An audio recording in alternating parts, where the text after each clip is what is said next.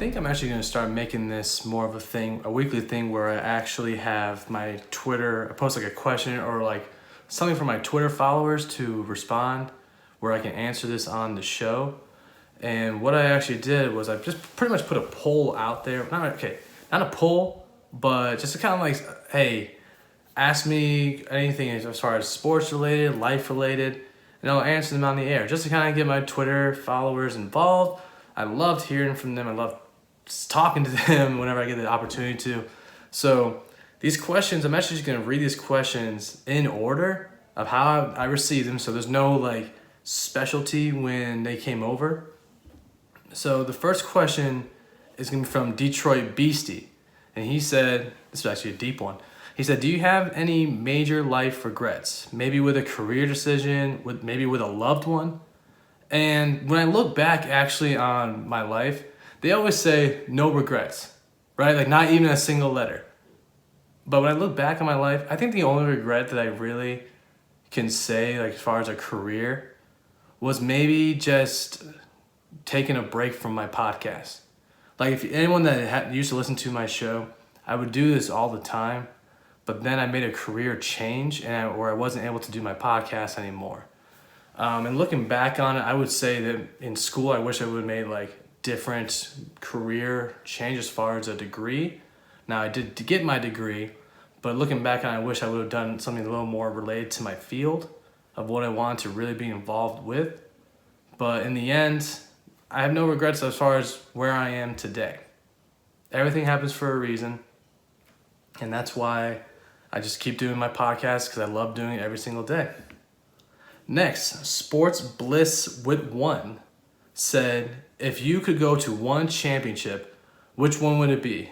They go on to list like all the major ones, like every major one that's out there. So as far as college, pros, overseas, whatever it might be. Now, when I see this question, I'm first kind of confused. I don't know if you're asking me to answer like which one I want to go to in the past, or as far as like a game that already happened, or which one I want to go to moving forward. So I'm just gonna kind of answer that in both parts. Like if I'm gonna go in the past, I think I want to go to the USC Texas Rose Bowl National Championship game. That game was one of the greatest games I've ever seen. And it was really cool to see Vince Young with his hand in the air, confetti and everything flying down on him. You know, it was really a cool sight to see. And I think just being there at that moment would have been an awesome sight. Now, if you're asking me overall which one I would rather go to, like I would rather go to a Super Bowl. I think with a Super Bowl, football is my number one passion. Like I love football. And I think just a Super Bowl is just nothing like it. Like you, not only do you get the game, you get the celebration, you get all the pregame festivities, you get a halftime show, which is like a concert, like a 30-minute concert or 20 minutes, whatever it is. So I would go with Super Bowl when it comes to a game that has not been played yet as far as between two teams, if that makes sense. Next, sports team news. So these are all their Twitter handles, by the way. This isn't like a name I'm giving them. So sports team news asks, with Andy Dalton back, are the Cowboys players, aside from Zeke, worth starting? I think you have to say yes. I think because now you have at least a more confident quarterback. Like Andy Dalton, I think we all can agree, is at least a starter. Like he's not someone that you're going to pay big money for, but he's a starter in this game. And I think when you have a team like with CeeDee Lamb, Amari Cooper, Michael Gallup, like those guys, in my opinion, are worth starting. Now they have Andy Dalton back. So sports team news, yes, I do think that the players right now are worth starting at this point. Next, Sports Profit 1 asked me, okay, here's one for you. I love when they start with that. Who do you pick to win the NFC least and why? The NFC least, that's awesome. That's actually a great nickname, and I'm not going to steal it from him, but if I ever say it, I'm going to make sure I give him credit. So Sports Profit 1. Who do I pick to win the NFC least and why? This is going to be tough. Man, if I had to pick, I it's so sad because all four teams have the chance to win the division. All four of them. I'm gonna go with the Cowboys at this point. I did pick the Eagles, I believe, to win the division this year. I gotta go back and look at my picks, but I believe I picked the Eagles. But the Cowboys, I just have to go with them. I know they're playing a little bit better. They just got to win against Minnesota, which take it how you want it, but it's a win. So I gotta go with the Cowboys at this point to win the division. Carson Wentz, he's like the only him and Daniel Jones, like the only starting quarterbacks to still be the starter. And I don't know how much longer it's gonna last for Carson Wentz with how bad he's been playing. Next, Fat Boy Slim. So Fat Boy Slim, whatever, _21. That's a little bit of an oxymoron when you think of Fat Boy and then Slim. But I love the name. I love it. Fat Boy with an I, Slim, _21. He asked me, will John Harbaugh be on the hot seat if the Ravens miss the playoffs? This is a very good question because last year he was on the hot seat. No, sorry, not last year, excuse me. The year before that, Lamar Jackson's rookie year. He was on the hot seat. And then they made the switch. Obviously, Flacco was hurt. But then they made the switch to Lamar Jackson. And it saved him his job.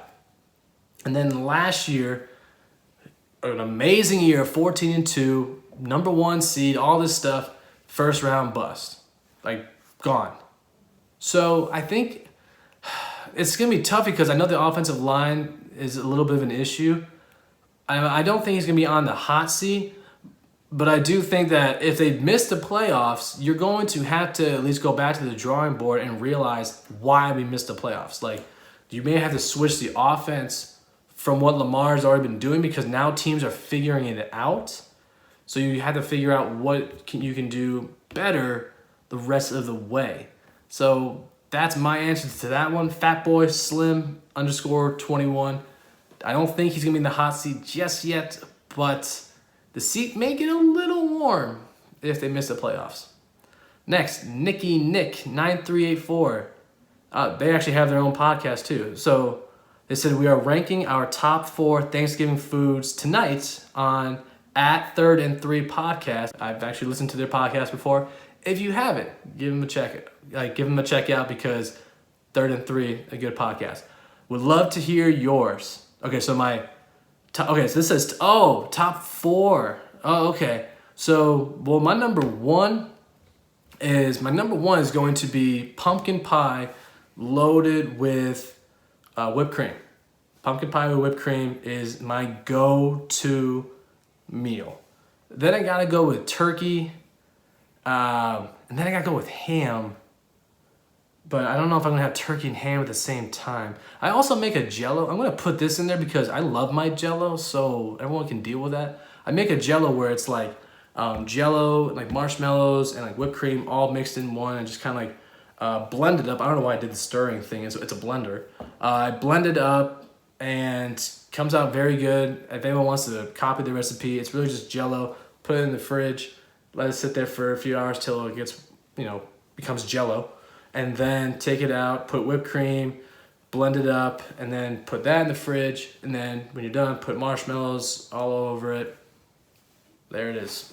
Ryan's One and Done's Thanksgiving Day Jell-O. If you ever make it, you better make sure there's props for me. Next, Chris Shanafelt asked me, how did One and Done Radio get started? This is good. So One and Done Radio actually did get started, like I said, back in about 2014, 2015, I started doing the show.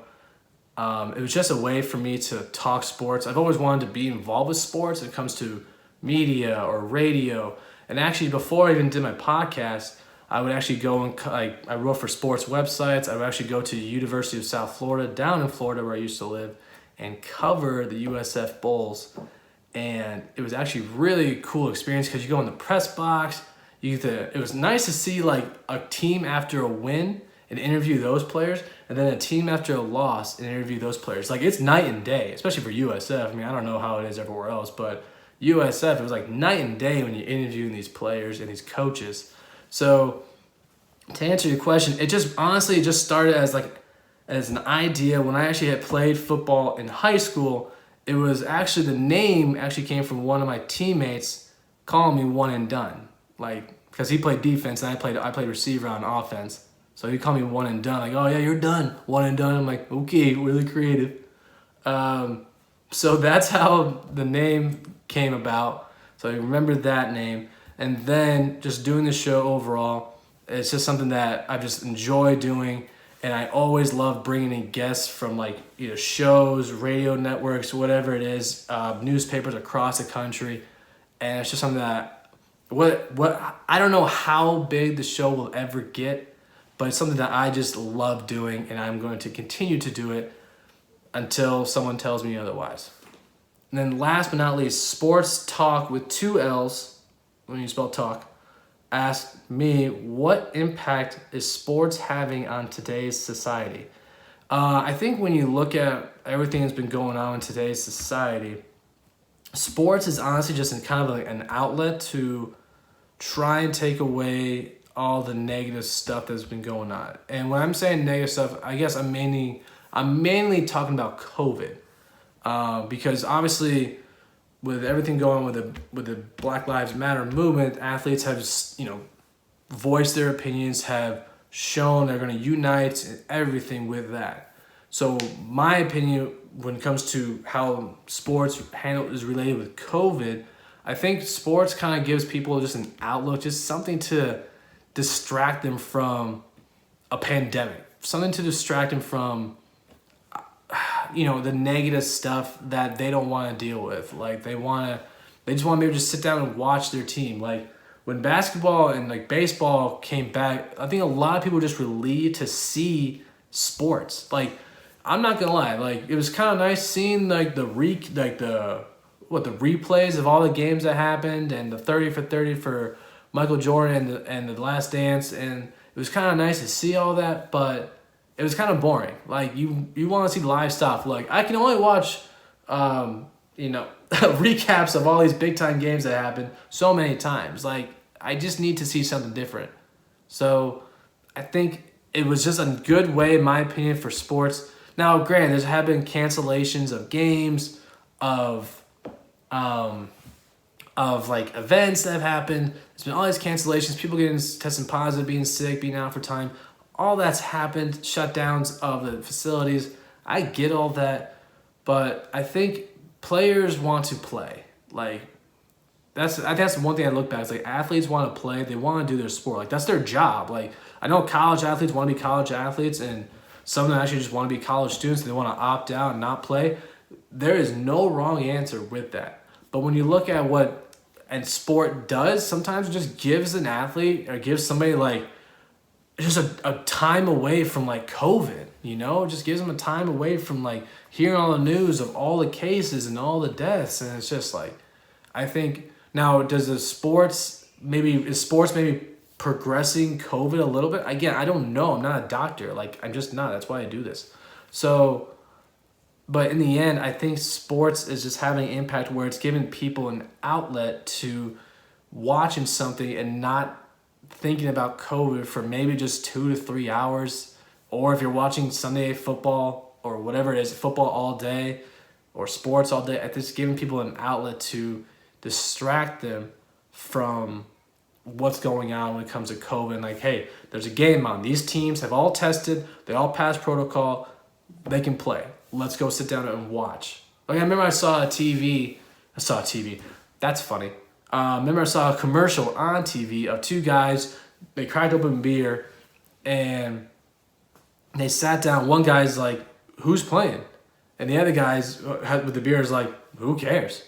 And I think that's kind of the mindset. Is like when college football first came back, it was like 2 teams. Like I was like Central Arkansas and who? I think that was who they was. Or Austin P. Like what?